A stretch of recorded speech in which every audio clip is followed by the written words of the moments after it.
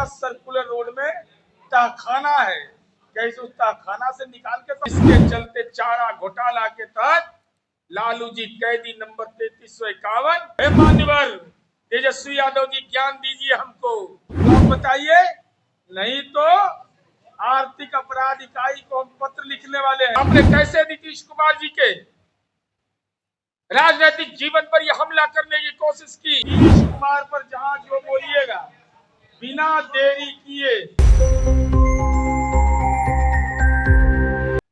कि जब चोट लगती है तो दवा लेता है, इलाज कराता है, लेकिन हम नहीं सुधरेंगे। ये कसम किसी ने खाया है तो तेजस्वी यादव जी ने। कल माननीय लालू प्रसाद जी का जन्मदिन था। हम सब लोग उनके दीर्घायु होने की कामना करते हैं, स्वस्थ होने की कामना करते हैं। हम लोगों की आकांक्षा है कि लालू जी बिल्कुल स्वस्थ रहे, लेकिन पुत्र को भी अपने पितृ धर्म का निर्वहन करना चाहिए, यह भी हमारी अपेक्षा है। कल एकादशी का पर्व था, शुभ दिन था, और उस दिन भी तेजस्वी यादव असत्य बोलने से बाज नहीं आए। राजनीति में बेचैन आत्मा है, ट्वीट कर दिया कि ट्विटर बबुआ है ना, लेकिन ट्वीट में सच्चाई नहीं बोलते। उन्होंने यह ट्वीट कर दिया कि चंद माह पूर्व प्रगति यात्रा के दौरान, और आप लोग भी पकड़ लेते हैं उनके ट्वीट का, पहले जांच उस किया करिए, क्योंकि गड़बड़ झाला इनको है, झाल मुड़ी का असर इन पर पड़ गया है। झाल मुड़ी खा रहे हैं हम लोग, असर इन पर है, एकदम झंझनाल है माथा इनका। इन्होंने कहा कि 4 माह पूर्व प्रगति यात्रा के दौरान मुख्यमंत्री के 1 घंटे के कार्यक्रम में चंद सेकेंड के लिए उपयोग के लिए 7,41,000 की लागत से एक अस्थायी वीवीआईपी टॉयलेट का निर्माण कराया गया। सच्चाई क्या है? हम बहुत चिंतित है कि विपक्ष लोकतंत्र का एक हिस्सा है, ये अंक गणित में भी फेल। इन्होंने कहा कि एक, अपने बात पर कायम रहिएगा तेजस्वी यादव जी, एक अस्थायी वीवीआईपी टॉयलेट, एक नहीं 4। आपको जानकारी का अभाव है, चड्डू खाना में आप रहते हैं राजनीति के, आप बिहार रहते नहीं, अररिया जिला के कार्यकर्ता से कहां से पुष्ट कर पाइएगा, लेकिन हम तो पुष्ट करने को तैयार हैं। आपने कहा कि 1 बना है, हम कह रहे हैं 4 बना है। आप कह रहे हैं कि 7,41,000 रुपया खर्च हुआ है, हम कह रहे हैं 4,71,691 रुपया खर्च हुआ है। प्रति शौचालय लागत 1,17,992। तो मन डिस्टर्ब है कि नर्वस है।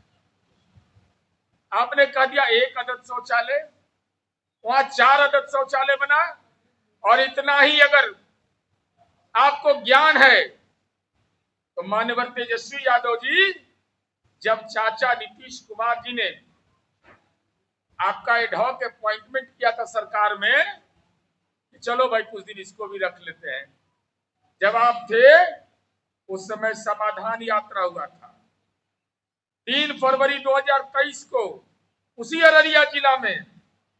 उस समय एक शौचालय की कीमत थी 1,17,922 प्रगति यात्रा के दौरान, और जो समाधान यात्रा हुआ उसके तहत जो खर्च हुआ वह राशि 1,56,000 रुपया था। तो आपने कैसे नीतीश कुमार जी के राजनीतिक जीवन पर यह हमला करने की कोशिश की, अनर्गल आरोप लगा करके एक टॉयलेट को बनाने में 7 लाख से ज्यादा की राशि खर्च की गई, जबकि यह फर्जी बात थी।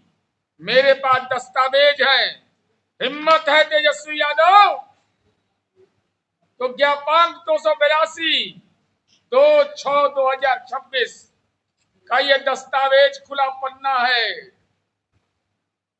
छिपाने की बात नहीं है, लेकिन उस समय जमीर आपका कहां चला गया था जब आप अररिया में समाधान यात्रा में थे?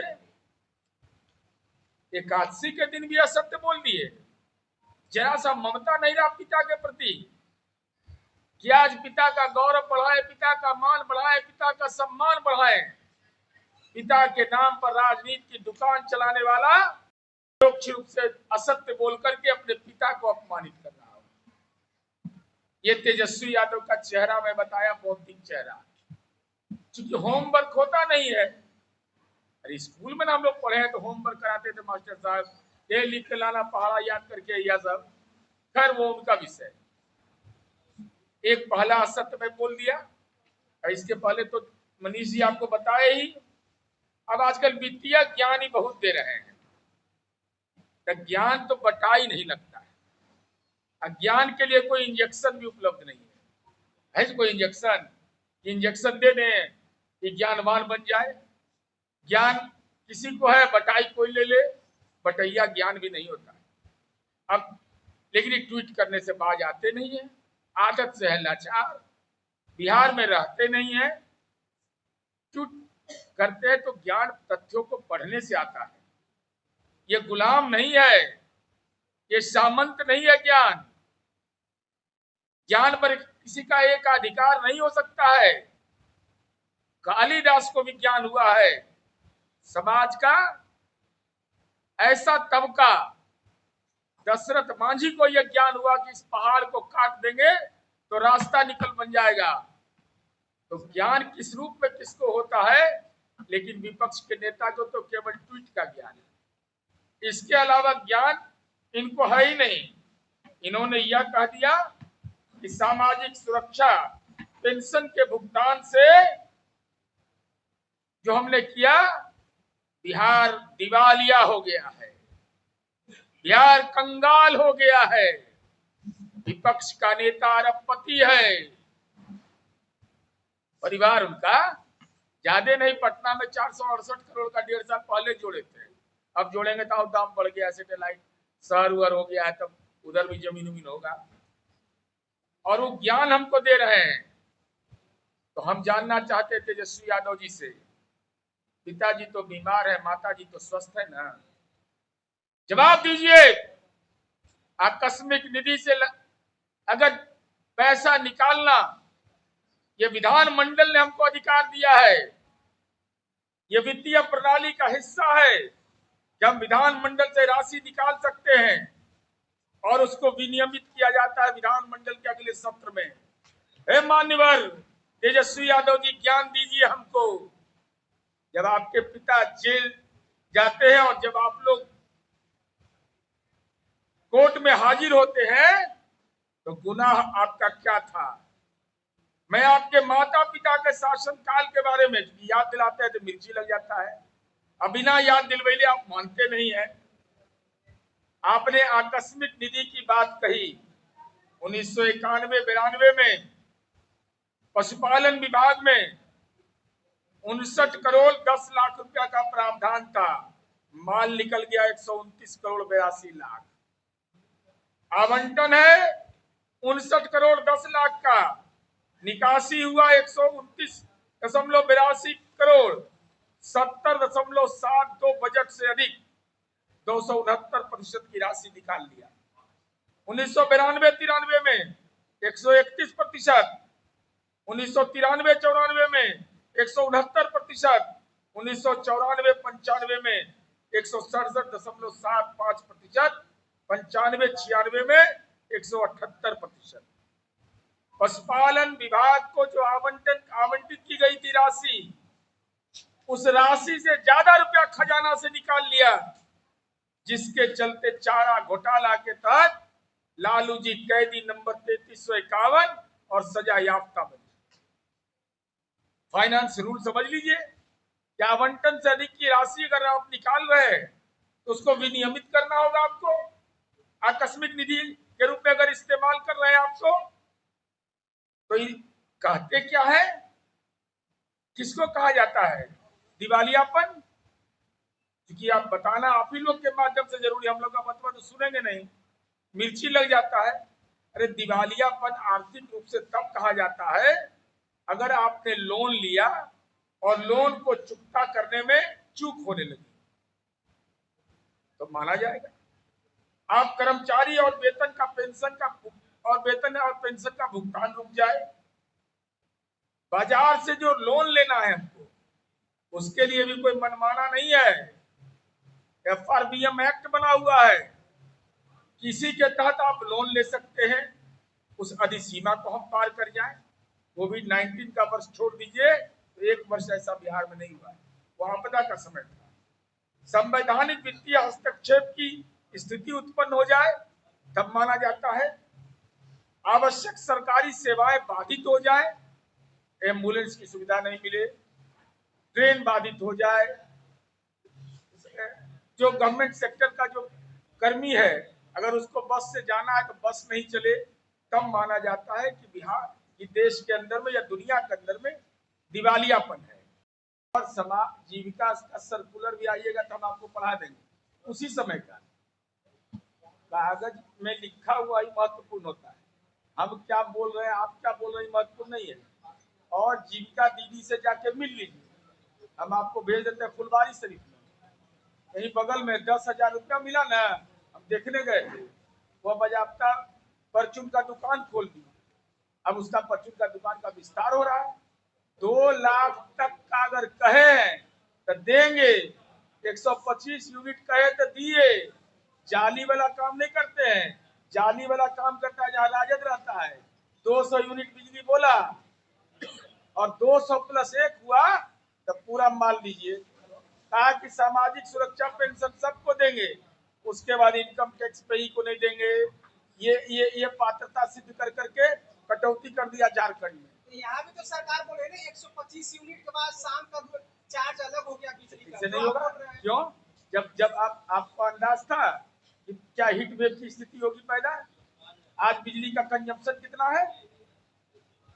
अगर बिजली ने शाम में देंगे या सुबह में देंगे या रात में देंगे, ललटेन तो नहीं देंगे, कभी ललटेन का रोशनी नहीं देंगे। तो अगर आपात स्थिति पैदा होती है, ये आकस्मिक है। सुने थे कभी कि इसके लिए हीट वेव के लिए वार्ड बनाया जाता है हॉस्पिटल में? अरे हीट वेव जब चलेगा तो नई बात आ गई, तो सरकार को नई चुनौती के रूप में काम करना होता है। एक आखिरी सवाल है, आपके मंत्री जी तेजस्वी को टारगेट नहीं करते और आप टारगेट पर टारगेट बोलते हैं, तेजस्वी के क्या बात कर रहे हैं? भगवान से ठीक तो बोले, तू समझते कि मटेरियल है, आप तो टारगेट करते हैं। हम टारगेट नहीं करेंगे, हमारे नीतीश कुमार को टारगेट कर लेगा तो हम छोड़ देंगे। झूठ बोल देगा, असत्य बोल देगा कि इतना में शौचालय बना है, एक असत्य बोलेगा जवाब नहीं सुनेंगे, जवाब तो हम दे ही देंगे। नीतीश कुमार पर जहां जो बोलिएगा बिना देरी किए निशाना तीर पर लगाते हैं। सवाल है, वीरेंद्र सिंह ने कहा है कि धन चमकने वाली चीज सोना नहीं होता, राबड़ी देवी ने दिया है वो हीरा नहीं है। अब इसका अगर राबड़ी देवी जी ने यह कहा है कि सोना नहीं है, हीरा, सॉरी, तो छोटू छलिया ने तो कहा है हीरा है, तो छोटू छलिया आपका कार्यकर्ता है। राबड़ी देवी जी, या तो आप सीधे मीडिया के सामने आइए और छोटू छलिया को साथ में रखिए, वो हीरा है कि सोना है कि चांदी है कि छल लिए उसको, वो आप बताइए। नहीं तो आर्थिक अपराध इकाई को हम पत्र लिखने वाले हैं कि ये हीरा का जो उन्होंने सेट देने की बात या कंगन देने की बात कही है, वो हीरा कहां से खरीदाया, किस दुकान का खरीदा गया, उसमें जीएसटी का पेमेंट किया गया है कि नहीं, उसमें आरटीजीएस से पेमेंट हुआ है, कैसे पेमेंट हुआ है। ये सवाल इसलिए मौजूद है कि हमने पहले भी कहा था कि हमको आशंका है कि 10 सर्कुलर रोड में तहखाना है, कैसे उस तहखाना से निकाल के तो आपने नहीं दे दिया।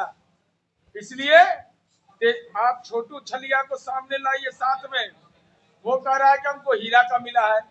अब माननीय सुनील बाबू बोल रहे हैं कि वो ये पत्थर है, ठग लिए क्या उसको?